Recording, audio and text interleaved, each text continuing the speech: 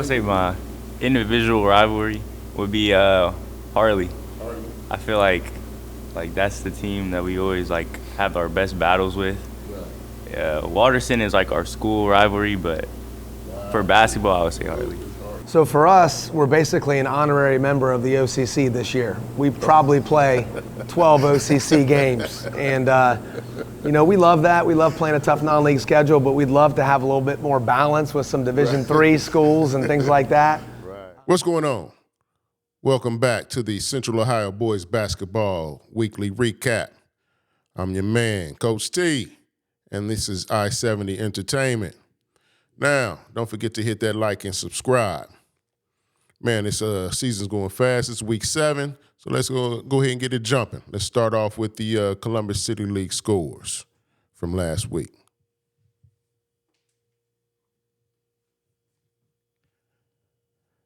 Now let's look at the standings in the Columbus City League. We see Northland is on top in the City League North, perfect 10-0. But in the City League South, we see that Afrocentric is undefeated up top at 10-0, but right behind them is Walnut Ridge at 9-1. They got a big game this Tuesday at Afrocentric. If Afrocentric wins, they have a 2-game lead and look to go on to the city championship.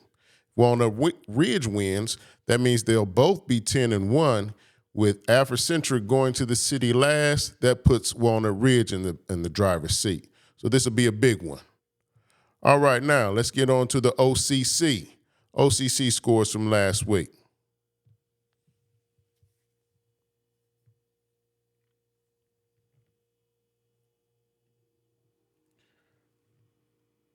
Now, we had a few big games last week. First of all, Friday, we had Westerville North and Delaware. Westerville North coming away with a big win to put them on top of the division at undefeated, give them a 2-game advantage. Now let's look at the standings from the OCC.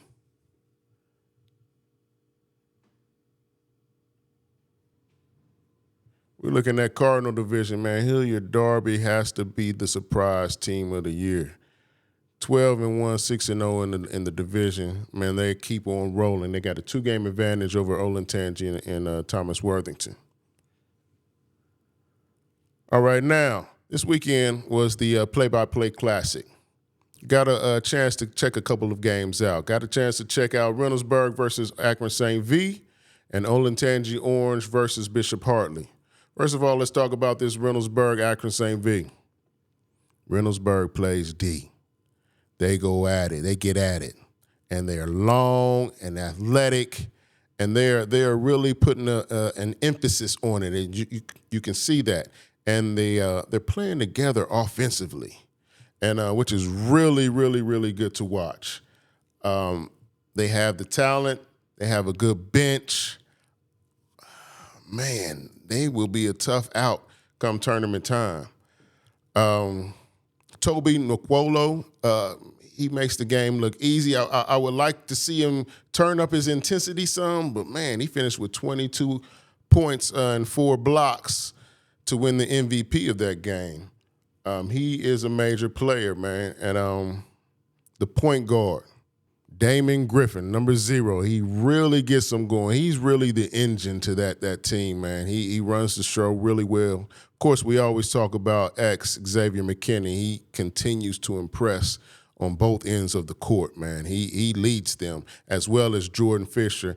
And, again, Jordy Bowens, he keeps showing up, man. They have a great core, man, and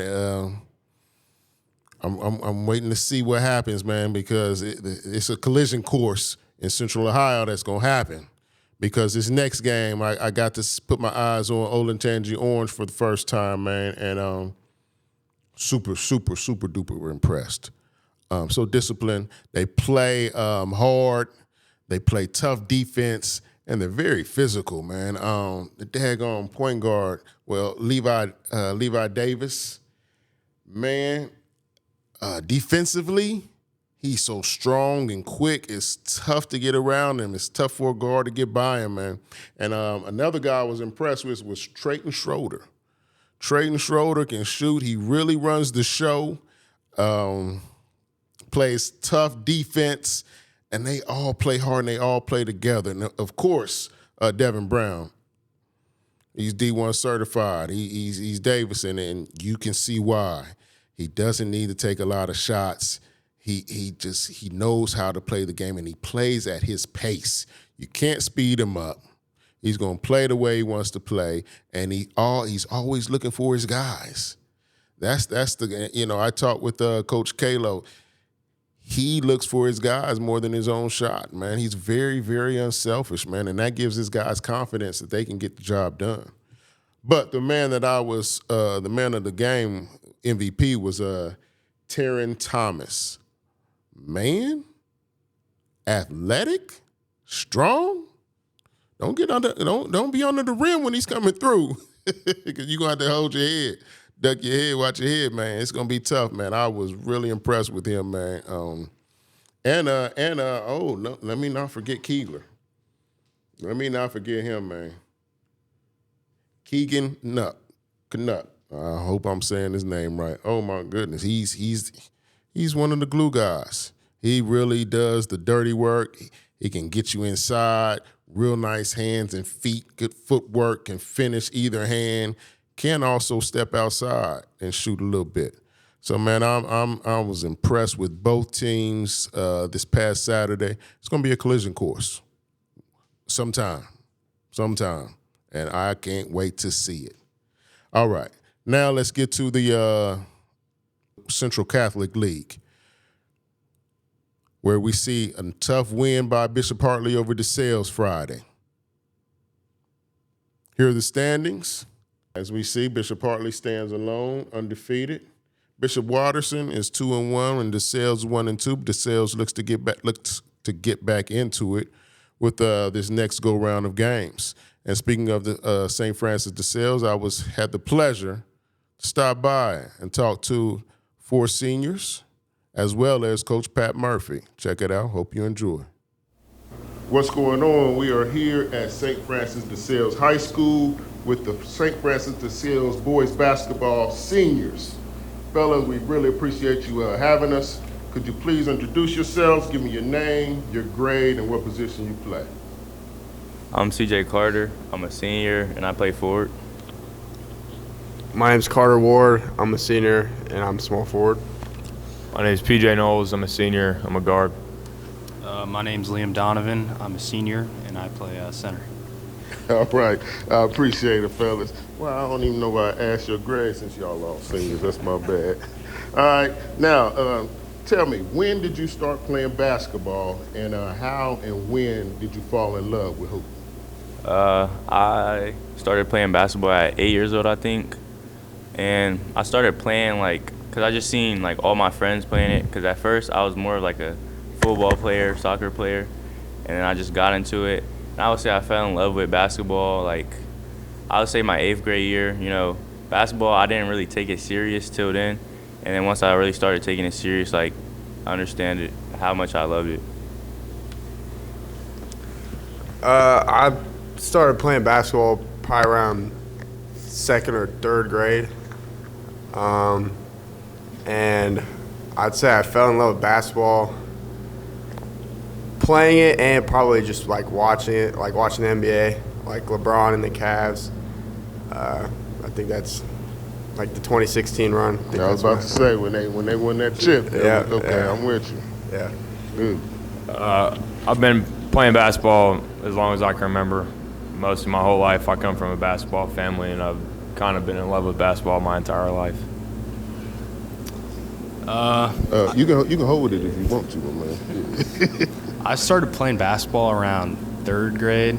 I really fell in love with it in 7th grade. I just made great friends playing, and yeah. Okay, there it is. Okay, now we about at the halfway point of the season. What are your team and individual goals for the rest of the way? I would say our team goals right now would be just turning it around in the CCL. Right now we're 1-1, but we think we can win it. So we're trying to go undefeated for the rest of our games in our conference. And I would say individual goals is just doing whatever I can to help our team win the games that matter. Absolutely. Yeah, team goals. I mean, he said it, CCL and just getting far in the tournament. We think we can make a deep run this year. But individually, I mean, kind of the same, just getting better every day at practice and figuring out what we can do to win. Yeah, I mean, they both said it. Our first goal every year is to win the league and make a deep tournament run. Individually, I mean, kind of like they both said, just keep getting better every day. But since our coaches, just help them do whatever we can to win. I mean, same thing, win the CCL. Individual, just being a good leader, helping the other guys get better. Oh, there it is. Yeah, and you got a tough one this Friday, right? Yeah. Absolutely. Okay. Now describe your game. If I'm a scout, I come to see y'all play. I'm gonna say, or if I gotta play y'all, I say, I gotta take this away from this guy. I can't let him do this. What is your game? Describe your game. What's the strengths? What can you do well on the court? I would say that my strengths is like getting to the basket. I'm more of a slasher, you know, like, and then on the defensive end, I'm probably like a rim protector. I would say like getting blocks and stuff. Are you lead the team, maybe? I don't know, probably. For me, I'd probably say defense and attacking the rim and offensive rebounding. Okay. I would say I'm a good shooter. Teams try and take that away, but I think I can attack and create for myself at the rim and create for others. I think I'm a good offensive and defensive rebounder and can kind of do a little bit of everything. For me, definitely defensive rebounding, and on offense, just being a good back-to-the-basket finisher. Oh, there it is. All right, couple more questions. Who's your biggest rival?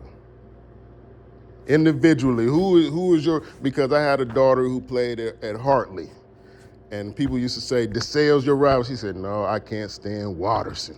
I gotta be So who is your rival? I would say my individual rivalry would be Harley. I feel like that's the team that we always like have our best battles with. Watterson is like our school rivalry, but for basketball, I would say Hartley. Yeah, he said, like, as a team, I think it's definitely Hartley, but as a school, it's probably Watterson, but we all want to beat Hartley. Same for everybody? Yeah. Watterson week's like typically really big. A lot of students typically come out to those games, but we've played against the kids at Hartley for a while, and just have a lot of good battles. Oh, so this one is really gonna be a battle Friday. Got you. All right, last question for you guys. It's Friday. Y'all in the locker room. I ask everybody this question. What's on the pregame playlist? What are y'all listening to get you going, to get you ready to play? What's being played, man? Hey, question. That's EJ. PJ Levine? Yeah, he plays music. Yeah. I mean, it really depends. I mean, We have to play clean music. We gotta play clean music in the locker room. So some stuff we can't play, but I'm trying to think. PTP. Yep, Babyface E. It's a Babyface E song. Yeah. Babyface E? Yep. Okay. 42 Doug, Everybody Shooters too. Yeah. Okay. And then like a lot of Drake too. Yeah, a lot of Drake. Lil Baby's new album is good. Yeah. Who's new album? Lil Baby. Oh, Lil Baby's new album. Okay. Yeah, okay, there it is, man. I appreciate y'all, man. I really do. And as always, best of luck the rest of the way, fellas. Sure. Thank you. Thank you. Thank you. And we're back here at St. Francis DeSales High School with the boys basketball coach, Coach Pat Murphy. Coach, we really appreciate you having me here. Just a few questions for you. First of all, please introduce yourself and give us a little bit of your coaching history. Okay, absolutely. Well, first of all, Sean, thank you so much. So much respect for you, and we have a long history going back, and it's just a pleasure to talk to a real coach about this great game that we have both spent so many years as a part of. So Yes, sir. I've known you as a parent with Kennedy at Hartley, and as a coach, coaching against each other, and seen you at Northland and at Eastmore, so it's awesome to be sitting with you now. Appreciate it. Yeah, so my name's Pat Murphy, and I'm the head basketball coach here at DeSales, and this is my 18th year as a head coach. And I've spent some time in college, in high school administration, doing some different things as an assistant. And I'm glad to be back where I belong as a basketball coach. So no, don't skip it though. Let us know because when you say we had a little history, we coached together. You had to remind me it was 01-02. Yes, and so we coached again. So tell us your stops and how long you've been there, whatever. I coached as a young assistant with my high school coach Bob Galoni for a couple years at Bishop Reedy in the 90s, and then I got a good break with my other mentor, Dan Priest, as an assistant at Ohio Dominican College, ODC, back then in 1998. And then I got my first break as a head coach at Briggs in the Columbus City school system, where I got to coach against you when you were at Eastmore, and the City League South was loaded. It was so good. And I was at Briggs for 1 year, and then I went to Bishop Reedy as the head coach for 4 years. And then I moved down south to Lebanon High School. I was head coach there for 5 years. And then I took a break as a head coach, and I was an assistant at Lakota East for a couple years with Wally Vickers. And then I moved back to Columbus. One of my old friends, Mike Winters, was the principal at Hartley, and he offered me a job as the athletic director. And I took that job, and that's where I got to see you again with your daughter there at Hartley with Kennedy. And I was there for 4 years, and then really just missing coaching, and the opportunity at DeSales came here with an old coaching friend, Dan Garrick, who's been the principal here for a long time, and he was gracious enough to give me the opportunity to get back in the saddle here at DeSales. Right. Yeah, you spent a little bit of time in that Southwest Ohio. That's tough down there also. Oh yeah. Now, why'd you come back? What did you miss about coaching? Everything. It was just really something that a couple years away, my second year at Hartley, I went to my boss and I told him, I said, hey, I'm really missing it. I'm going to start looking. So I just want to give you a heads up. I want to give you a commitment here and do the job right, but I'm just really missing it. The athletic director position was, I enjoyed the challenges of it, but I didn't have the passion for it. I wasn't the blood wasn't hot and boiling, and so I just really missed coaching. So glad to be back doing it. Yeah, and you went to the rival. Yeah, and that was hard. The league is the league, and it was a great opportunity, and blessed to be here. Absolutely. Now, you talk about the Central Catholic League. Only 4 teams in that league. Yeah. But St. Charles is down this year. Yeah. But you, Watterson, and Hartley, I think, could play with any top three teams in any league or division in Central Ohio. Sure. What is that like when every Friday, it's a grind, and there's different styles of grind you're going to have to compete against? Yeah, absolutely. I mean, every night, St. Charles is, they're down, but Mike Ryan does a tremendous job, and you know that you're going to have a battle with them for 32 minutes. And we played them last Friday, and it was 2 Fridays ago. It was a 3-point game with like 3 minutes left in the third quarter, and then we opened it up. But we were in a tight battle for most of the game. And then Watterson. Vince has been there since '93, I think. So I don't know how many years that is. It's a long time. Yeah, he and Ed Kalo are the deans of the Central Ohio coaches for sure. I think Ed was maybe got 5 years on Vince as far as being at the same school, but he just does what he does very well. He's like a Woody Hayes type basketball coach. Everyone knows what Watterson's going to do, but you got to stop it, and it's always a challenge. They're physical, they're tough, and we weren't very good against them in our most recent game. And then Hartley, Andreas has got it going on right now. They are the team to beat until somebody knocks them off. They're the defending champs in the league and in the district, and they've got really good guard play, and they bring tremendous pressure for 32 minutes, and we're excited for Friday night. It's going to be a heck of a game. Absolutely. What's it like having to schedule 16 non-league games? Yeah, it is a challenge. we don't have the same problems football coaches have, but it's still.